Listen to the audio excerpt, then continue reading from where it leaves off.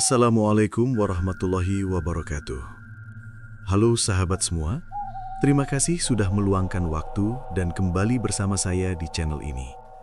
Semoga kalian semua selalu diberikan kesehatan, perlindungan, dan ketenangan dimanapun berada. Pada kesempatan kali ini, saya akan membawakan sebuah kisah nyata yang terjadi di wilayah Sumatera Barat, tepatnya di Kabupaten Pasaman Barat. Kisah ini bukan sekedar cerita seram, tapi juga peringatan halus tentang batas antara manusia dan alam yang tak kasat mata.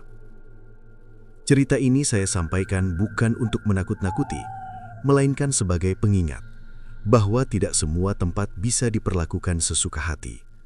Ada wilayah yang secara kasat mata tampak biasa, namun menyimpan kehidupan lain yang selama ini memilih diam. Mari kita mulai kisahnya.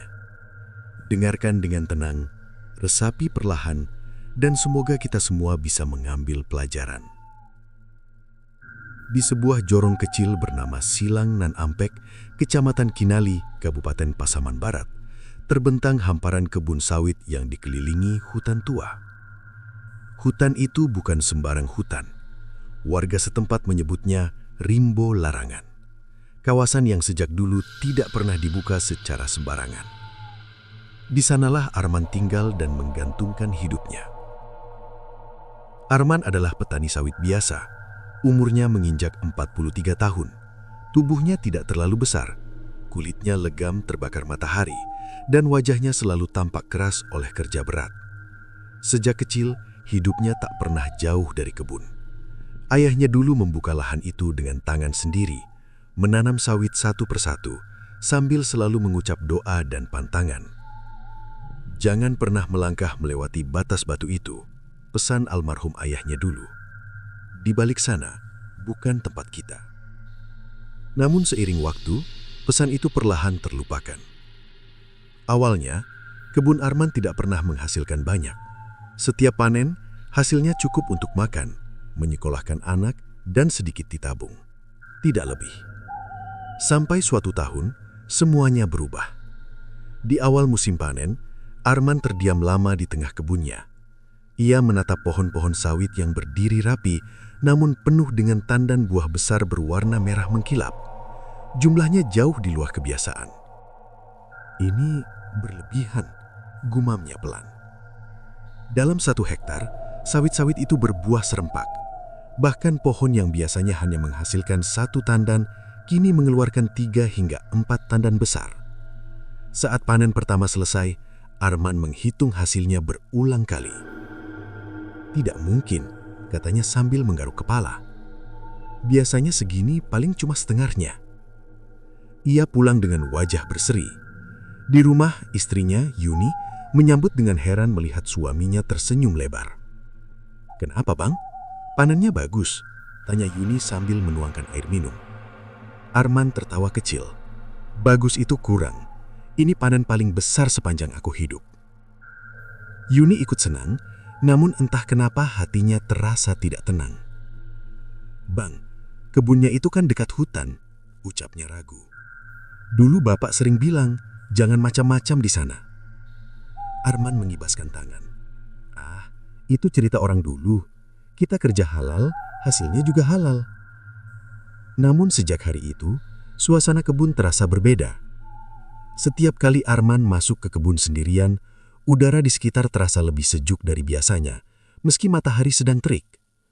Angin berhembus pelan, membawa aroma yang tidak berasal dari daun sawit.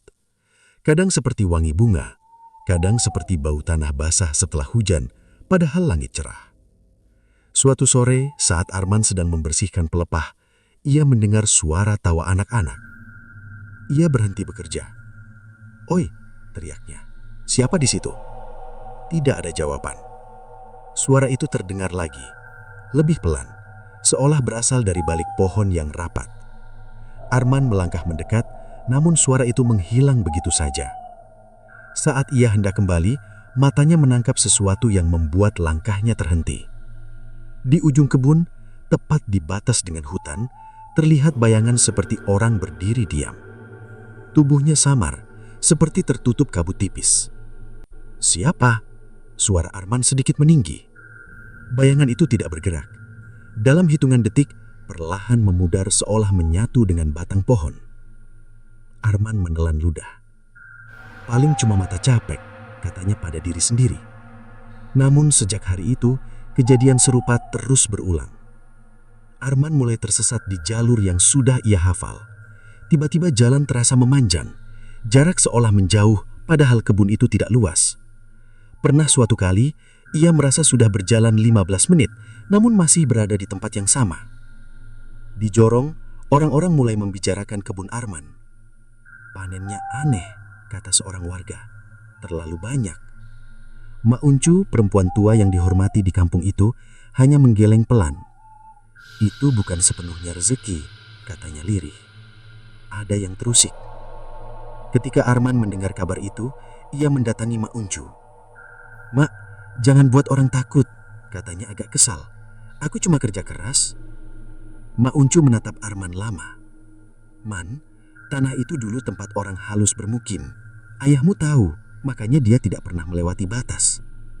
Arman terdiam sejenak lalu tersenyum tipis. "Zaman sudah berubah, Mak."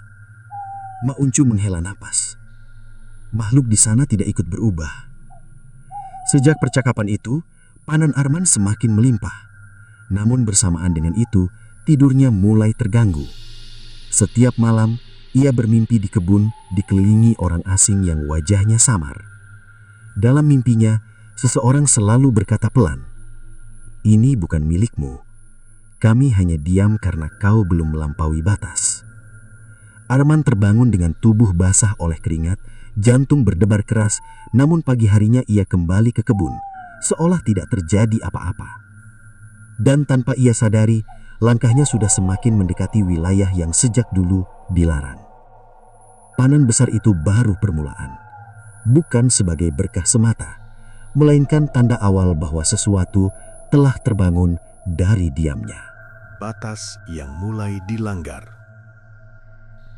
Sejak panen besar pertama itu, kehidupan Arman di Jorong Silang Nan Ampek tidak lagi berjalan seperti biasa.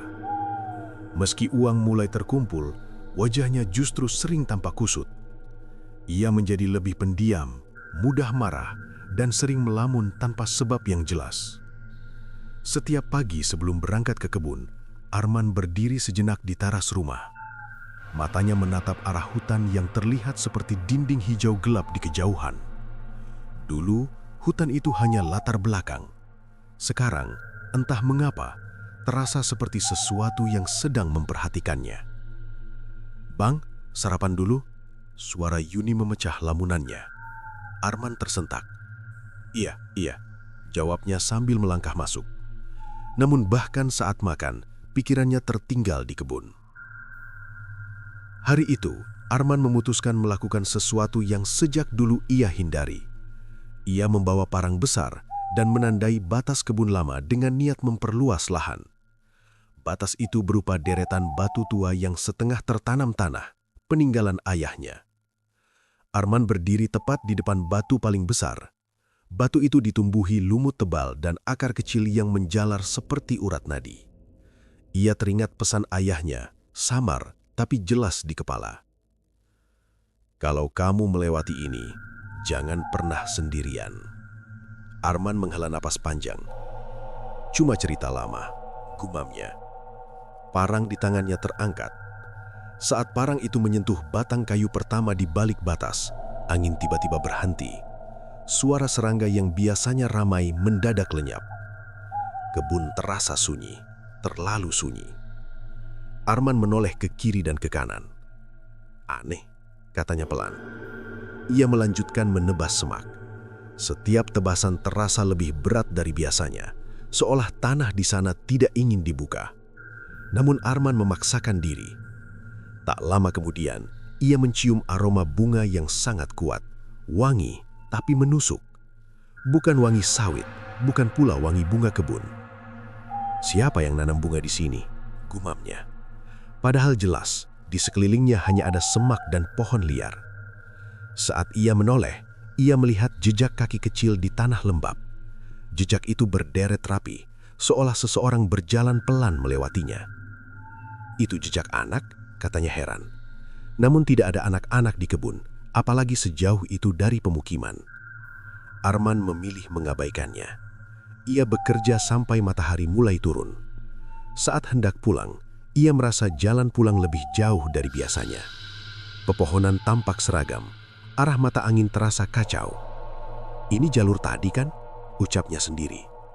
Ia berjalan lurus, namun kembali ke tempat semula. Jantungnya mulai berdebar.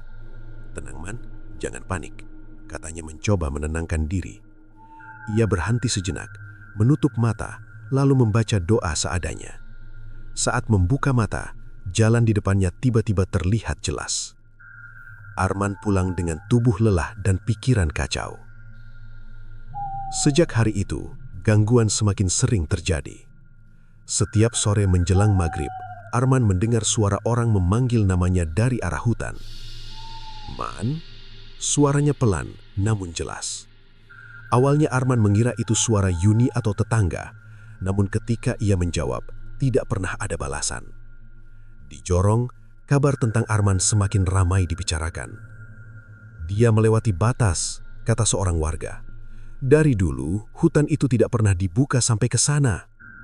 Mak Uncu akhirnya mendatangi rumah Arman. "Man," katanya pelan, "Mak minta kamu berhenti dulu." Arman menatap perempuan tua itu. "Berhenti kenapa, Mak? Sawitku lagi bagus." Mak Uncu menghela napas panjang. "Kamu sudah masuk wilayah mereka." "Mereka siapa?" Arman bertanya dengan nada sedikit meninggi. Mak Uncu menatap lantai. "Penghuni lama yang tidak terlihat tapi ada." Arman terdiam. "Aku tidak niat mengganggu siapapun." "Niatmu mungkin tidak, tapi tindakanmu sudah melangkah terlalu jauh." Mak Uncu menyarankan agar Arman mengadakan kenduri kecil, sekedar permisi dan mengembalikan batas. Namun Arman menolak halus. "Nanti saja, Mak, panen ini tanggung." Mak Uncu berdiri perlahan. "Kalau sudah diberi tanda tapi tidak mau berhenti, biasanya tidak akan diberi waktu lama." Kata-kata itu tertinggal di udara, berat dan dingin. Malam itu Arman bermimpi aneh. Ia berada di kebunnya, namun kebun itu tampak lebih rapi, lebih bersih, dan lebih luas. Di antara pohon sawit, berdiri rumah-rumah kayu dengan lampu temaram. Ada orang-orang berjalan pelan, wajahnya samar namun berpakaian rapi. Seorang lelaki tua mendekat. "Kami diam karena kau masih di luar," katanya tenang. "Kau mulai masuk tanpa izin." Arman ingin bicara, namun suaranya tidak keluar. "Kalau kau terus melangkah, kami akan mengambil kembali apa yang bukan milikmu." Arman terbangun dengan teriakan tertahan. Tubuhnya dingin, keringat mengalir di pelipis. Di luar rumah, angin bertiup membawa aroma bunga yang sama seperti di kebun. Keesokan harinya, Arman tetap pergi ke kebun, namun langkahnya tidak lagi ringan. Setiap sudut kebun terasa asing, seolah tanah itu perlahan menolaknya. Di batas hutan, batu tua yang kemarin ia lewati kini retak di bagian tengah, seperti bekas tekanan dari dalam tanah. Arman menatapnya lama. Untuk pertama kalinya sejak panen besar itu, muncul rasa takut yang sungguh-sungguh di hatinya. Namun semuanya sudah terlanjur berjalan, dan apa yang telah terbangun tidak mudah untuk ditenangkan kembali. Saat kebun tidak lagi mengenal pemiliknya. Sejak hari Arman melewati batas batu tua itu, kebun sawit yang selama ini ia kenal perlahan berubah menjadi tempat yang terasa asing. Bukan secara bentuk yang kasat mata, tetapi melalui perasaan. Ada sesuatu yang berbeda, sesuatu yang membuat dadanya sering terasa sesak setiap kali ia melangkah masuk ke sana. Pagi itu, matahari sudah cukup tinggi ketika Arman sampai di kebun. Biasanya suara burung dan serangga selalu menyambut. Namun hari itu, yang ia dengar hanyalah keheningan. Sunyi yang tidak wajar, seolah seluruh makhluk hidup memilih diam. "Sepi sekali," gumamnya. Ia mulai bekerja, memotong pelepah dan memeriksa tandan buah.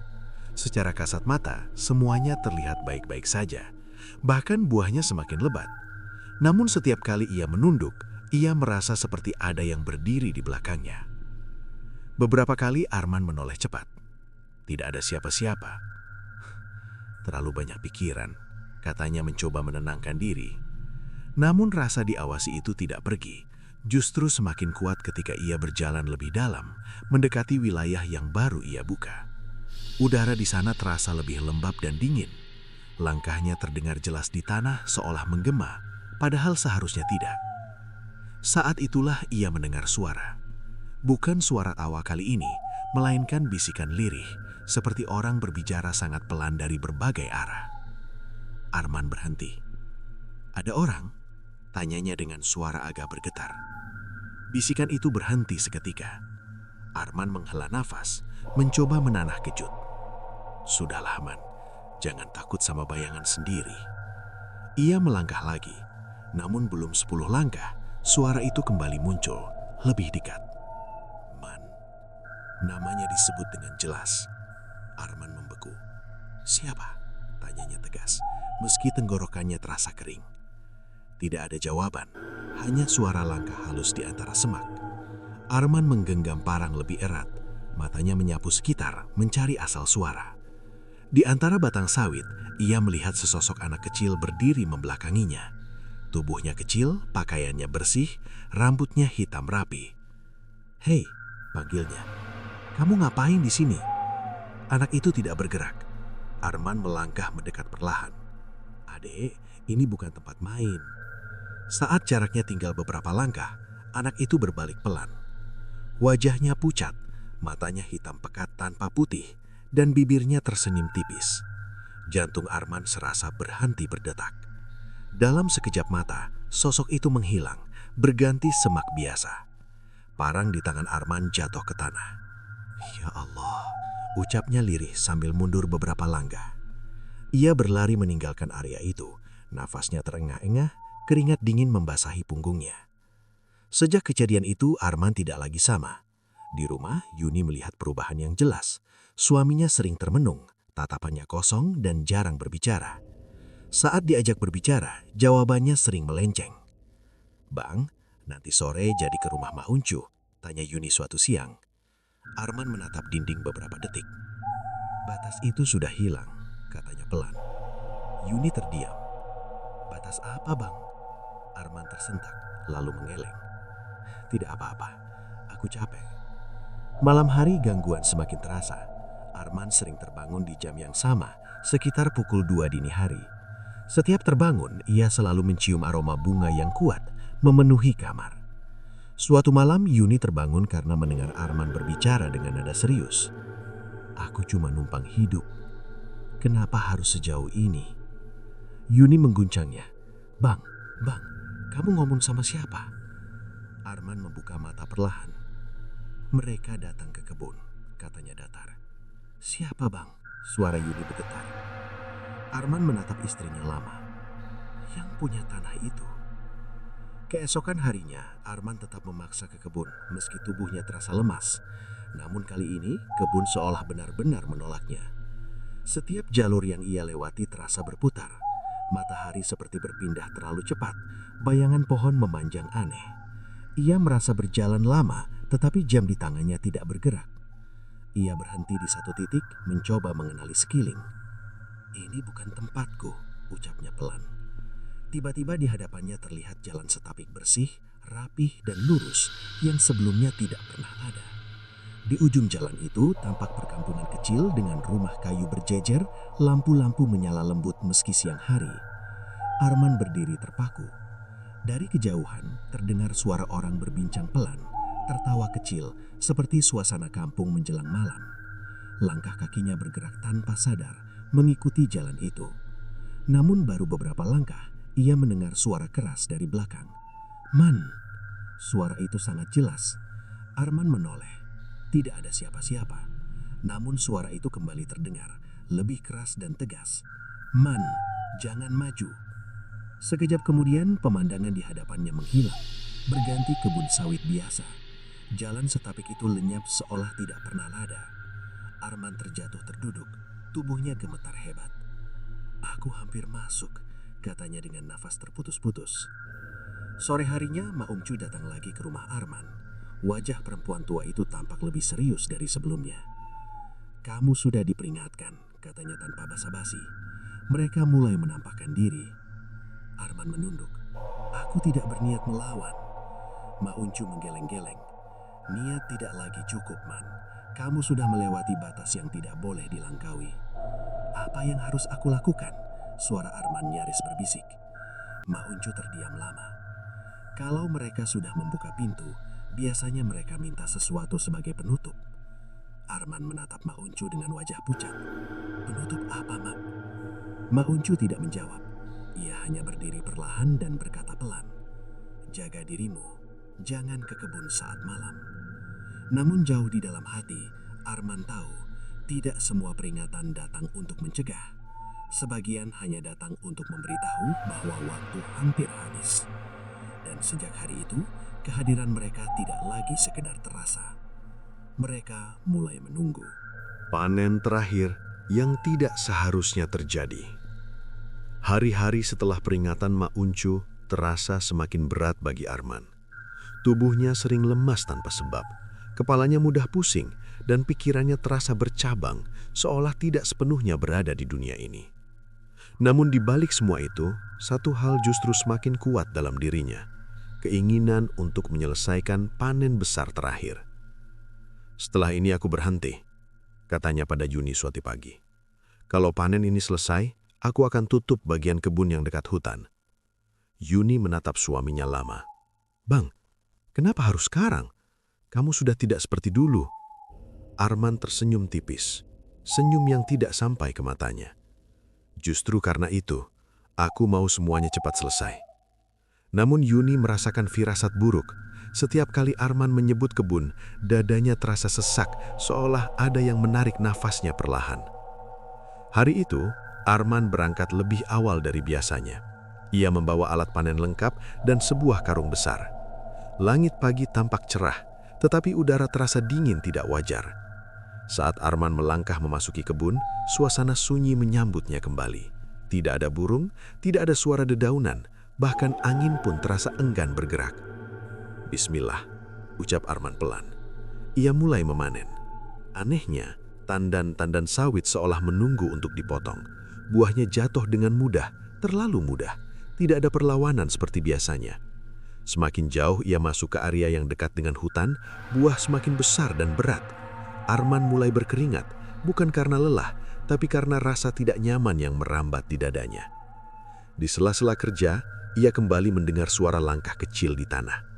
"Sudah kubilang jangan ganggu," katanya setengah marah, setengah takut. Namun langkah itu tidak menjauh, justru semakin dekat. Saat Arman menoleh, ia melihat beberapa sosok berdiri di antara batang sawit. Mereka tampak seperti manusia biasa, berpakaian rapi, bersih, wajah tenang, namun mata mereka kosong, tidak memantulkan cahaya. Salah satu dari mereka melangkah maju. "Kau masih di sini?" katanya dengan suara datar. Arman gemetar. "Aku cuma mau ambil yang ini, setelah itu aku pergi." Sosok itu menatap Arman lama. "Kau sudah mengambil terlalu banyak." Arman menelan ludah. "Aku tidak tahu, aku tidak bermaksud."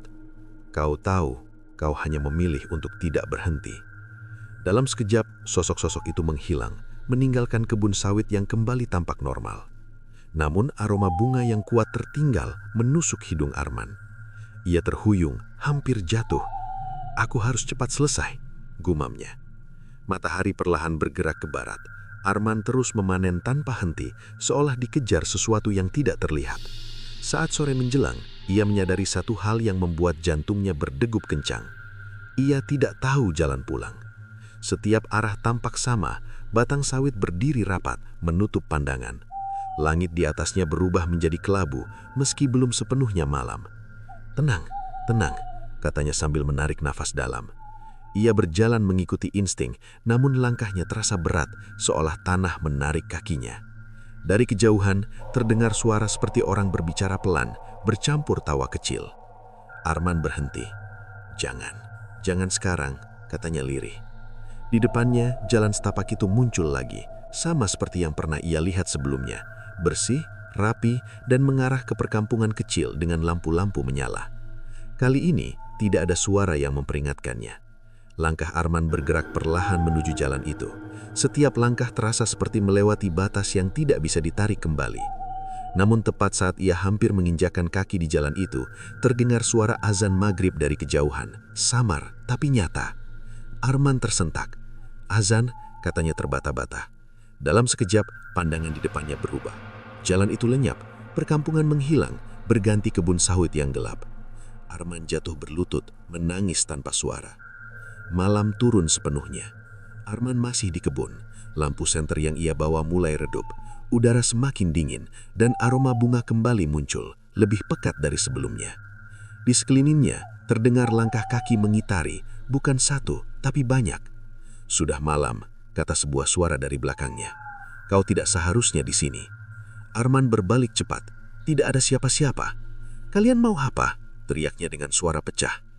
Jawaban datang dari berbagai arah. "Kami hanya mengambil kembali keseimbangan. Kau yang memutusnya. Kau yang melangkah masuk." Arman terduduk lemas di tanah. "Aku akan pergi. Besok aku pergi." Suara itu terdiam sejenak. "Tidak semua orang bisa pulang setelah malam ini," jawab suara itu dingin. Lampu senter Arman mati. Gelap menyelimuti segalanya. Di rumah, Yuni gelisah. Jam dinding menunjukkan pukul 9 malam. Arman belum pulang. Biasanya tidak pernah sampai malam, gumamnya. Ia mencoba menelpon, namun tidak ada sinyal. Perasaan tidak enak semakin kuat. Akhirnya, Yuni meminta bantuan beberapa warga. "Mari kita cari," kata seorang tetangga. Mereka membawa senter dan menyelusuri kebun. Semakin masuk ke dalam, udara terasa berat, langkah terasa lambat. Di antara batang sawit, mereka menemukan alat panen Arman terletak, berlumur tanah. Tidak jauh dari situ, tandan-tandan sawit berserakan, seolah ditinggalkan tergesa-gesa. "Arman!" teriak salah seorang warga. Tidak ada jawaban. Mereka terus mencari hingga tengah malam. Akhirnya, di dekat batas hutan, mereka menemukan Arman. Ia duduk bersandar di batang sawit tua, kepalanya menunduk sedikit, matanya terbuka namun kosong. Tidak ada luka, tidak ada darah, namun wajahnya menunjukkan ketakutan yang tidak bisa dijelaskan dengan kata-kata. Yuni menjerit histeris, "Bang, bang, bangun!" Namun Arman tidak bergerak. Angin berhembus pelan, membawa aroma bunga terakhir malam itu. Dan semua orang tahu, panen besar itu telah menuntut balasannya. Kematian yang tidak ditemukan sebabnya. Malam itu, kebun sawit yang biasanya ramai oleh suara alam berubah menjadi saksi bisu sebuah peristiwa yang tidak akan pernah bisa dijelaskan sepenuhnya. Arman ditemukan dalam posisi duduk bersandar di batang sawit tua, tepat di area yang sejak dulu dianggap paling dekat dengan wilayah terlarang. Tubuhnya masih hangat ketika warga pertama kali menyentuh bahunya. Man, panggil seorang tetangga dengan suara gemetar. Tidak ada jawaban. Yuni terduduk di tanah, tangannya gemetar memegang lengan suaminya. Matanya membesar, nafasnya terputus-putus. "Bang, ayo pulang, jangan bercanda," ucapnya lirih, hampir seperti berdoa. Namun Arman tidak bergerak. Matanya terbuka, menatap kosong ke arah gelap hutan, seolah sesuatu di sana adalah hal terakhir yang ia lihat. Yang membuat warga semakin merinding, tidak ada tanda perlawanan, tidak ada luka, tidak ada darah, tidak ada bekas jatuh. Tubuh Arman terlihat utuh, seolah nyawanya diambil begitu saja. Beberapa warga mencoba mengangkat tubuhnya. Saat itulah mereka merasakan sesuatu yang aneh. "Ringan," bisik salah satu dari mereka. "Badannya ringan sekali." Padahal Arman dikenal berbadan cukup besar. Jenazah Arman dibawa pulang dengan tandu darurat. Sepanjang perjalanan, tidak satupun dari mereka berbicara. Hanya suara langkah kaki dan nafas berat yang menemani. Di rumah, suasana berubah menjadi duka yang sunyi. Tidak ada jeritan berlebihan, tidak ada tangisan keras. Seolah semua orang merasakan ketakutan yang sama, namun memilih memendamnya. Seorang warga yang dituakan memeriksa tubuh Arman dengan teliti. "Tidak ada tanda penyakit," katanya pelan. Jantungnya juga tidak tampak bermasalah. Yuni duduk di samping jasad suaminya, memandangi wajah itu lama. Wajah Arman tidak pucat seperti orang meninggal pada umumnya, justru terlihat kaku, tegang, seperti seseorang yang meninggal dalam ketakutan luar biasa. "Bang," Yuni berbisik, "apa yang kamu lihat malam ini?" Namun tentu saja tidak ada jawaban. Pagi harinya, jenazah Arman dibawa ke puskesmas terdekat. Dokter dan perawat melakukan pemeriksaan seperlunya. Namun hasilnya justru membuat semua orang semakin bingung. Secara medis, tidak ada penyebab kematian yang jelas, kata dokter itu. Tidak ada serangan jantung, tidak ada racun, tidak ada luka dalam. "Lalu kenapa dia meninggal, Dok?" tanya salah satu warga. Dokter itu menghela nafas. "Kami hanya bisa menulis meninggal mendadak." Kata-kata itu terdengar sederhana, namun bagi warga Silang Nan Ampe terlalu sederhana untuk kejadian seaneh ini. Sore menjelang pemakaman, Mak Uncu datang ke rumah duka. Perempuan tua itu berjalan perlahan. Tongkat kayunya berbunyi pelan menyentuh lantai. Ia berdiri di depan jenazah Arman cukup lama. Tidak menangis, tidak berbicara. Hanya memejamkan mata, seolah sedang mendengarkan sesuatu yang tidak bisa didengar orang lain. "Akhirnya terjadi juga," katanya lirih.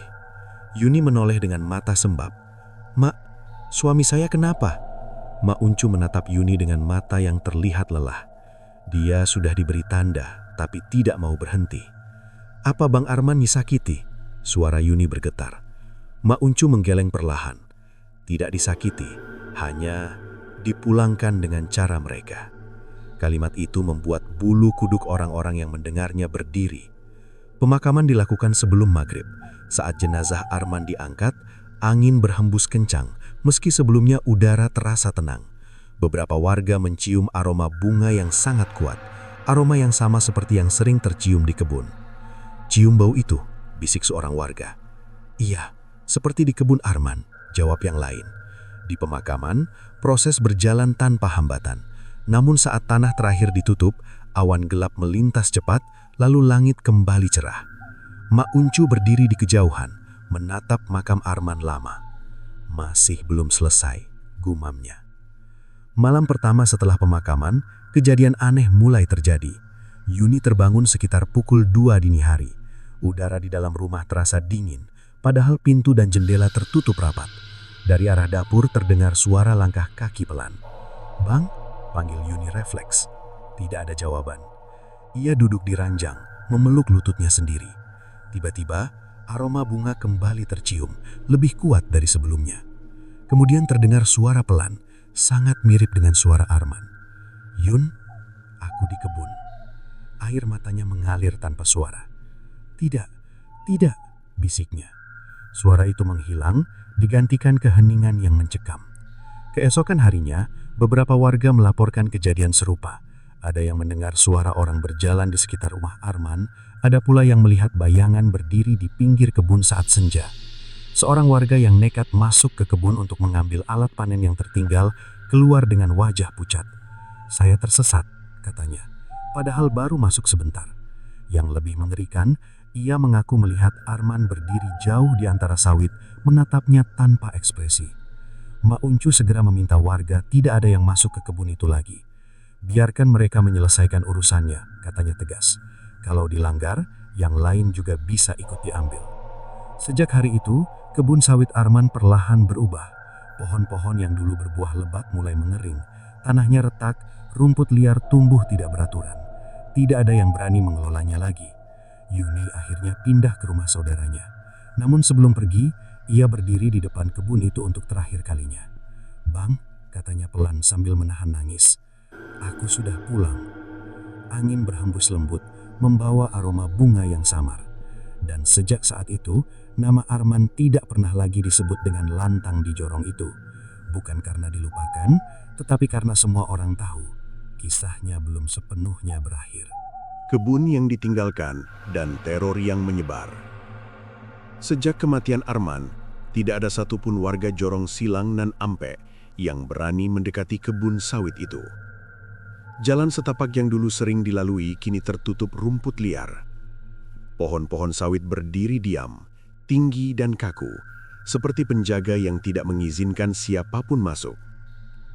Pagi hari, dari kejauhan kebun itu terlihat biasa saja. Namun ketika senja turun, suasananya berubah. Udara di sekitarnya terasa lebih dingin, dan warna hijau daun sawit tampak lebih gelap dari seharusnya. "Kalau lewat sini, jangan nengok ke dalam," pesan seorang ibu pada anaknya. "Kenapa, Ma?" "Pokoknya jangan." Larangan itu tidak pernah dijelaskan, tapi semua orang mematuhinya. Beberapa hari setelah pemakaman, kejadian aneh mulai menyebar ke rumah-rumah warga yang letaknya paling dekat dengan kebun Arman. Setiap malam, sekitar pukul 2 hingga 3 dini hari, terdengar langkah kaki pelan di halaman.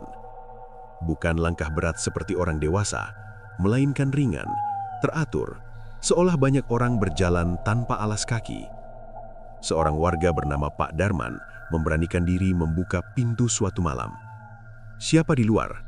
tanyanya dengan suara keras. Tidak ada jawaban. Namun keesokan paginya, Pak Darman menemukan jejak kaki kecil di tanah depan rumahnya, berjajar rapi, lalu menghilang tepat di tepi kebun Arman. "Jejak anak-anak," katanya kepada warga lain. Tapi tidak ada anak lewat malam-malam. Wajah orang-orang yang mendengarnya langsung berubah tegang. Gangguan tidak berhenti di situ.